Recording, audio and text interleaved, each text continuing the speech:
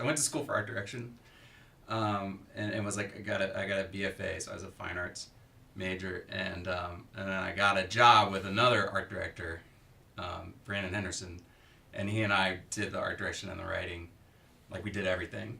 But I was technically an art director until I applied for a job at Wieden, and they were like, "You're not an art director. You're terrible at art direction. Do you want to be a writer?"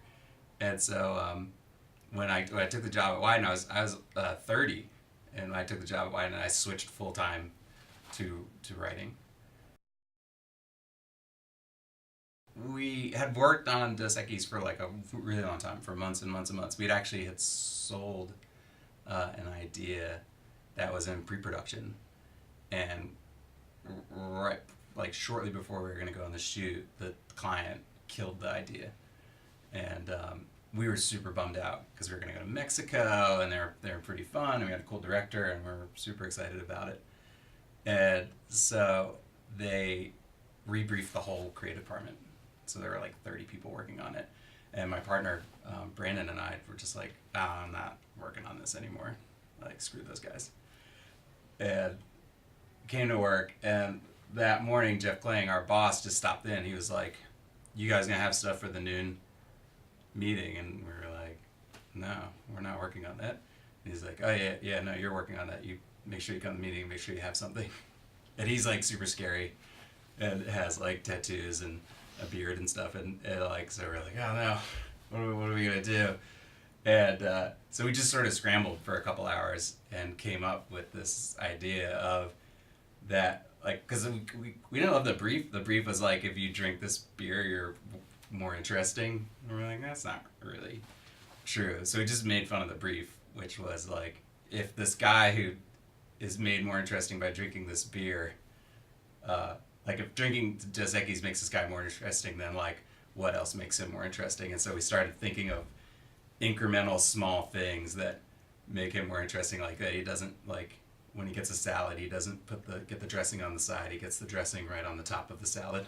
So that's like, if he drinks Dos Equis and puts his salad dressing on his salad, then therefore he's the most interesting man in the world.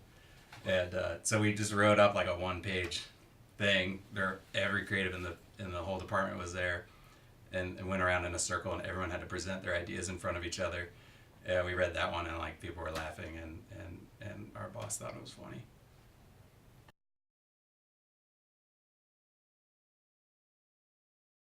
I think as long as the brand has a right to play in that area, it can. Like the Atlantic makes sense because every issue they're talking about like real issues and real stuff, and really tackling like important things that are going on in the world. And to me, it gets tricky when it's like a potato chip company talking about human rights. You're just like, whoa, wait a minute, like slow your roll there. And we just have to be careful of what brands and what products get into that conversation. And I think what's great is if that's the kind of criteria to do that kind of work, then hopefully more people start stepping up and doing things that are more proactive than again just selling potato chips. Because that's kind of where the conversation is moving towards. Like you can't avoid it on Facebook. That sort of hard line between uh, brands as being brands and social issues as being social issues is blurring more and more every day. There's a lot of qualities that really help people. Um, it'd be it's a weird mix of being super pessimistic and super optimistic all at the same time. Like assuming everything's gonna go wrong, but then being okay with that. Um, you have to be kind of dumb. Like they say, a goldfish doesn't remember like when it goes from one side of a fishbowl to the next. Like as a creative, I feel like you kind of need that because the same stuff happens to you over and over again. It never stops happening. So like you kind of need a short memory to know that you're gonna go into that, and like it's probably gonna all go to hell again the way it did last time. But you need to just be like, all right, cool. This new side of the fishbowl looks super interesting. Um, I think people that are like hard work clearly is just table stakes now. Like as long as you can work really hard, you'll be great. Um, Having a sense of humor about it. people who like take the job really seriously struggle. People who seek validation from the job really struggle, because like advertising is never gonna make you feel good about yourself. Like you like the second you do something good and you're like, oh, I want to go see what people think about that on like Facebook, it's just like everyone's being like, oh, that sucks. Or like something you didn't even like if you did something like really great for a paper towel, if your paper towel thing comes on and you look at it and someone's like, I hate those paper towels, like they don't work, and you're just like, ah, damn it. So I think it's just like people who are relentlessly optimistic, have a sense of humor about the job, don't take it too seriously, and work hard seem to be the people that do the best.